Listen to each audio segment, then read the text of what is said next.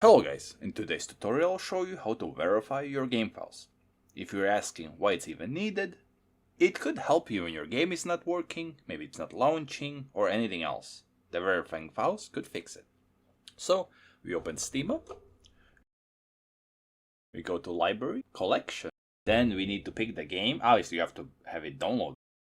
Let's say Don't Start Together, right click, Properties, go to Installed Files, Verify integrity of game files. You click it, and it's gonna be like downloading stuff and verifying. You can even see it here. And basically you just gotta wait it till it finishes. And see, now it's done. If something didn't work, it's gonna say like this file is like corrupted or something, and it's requiring, it's always gonna instantly re-download it as well. Well, hope this video helped you. See you next one. Bye.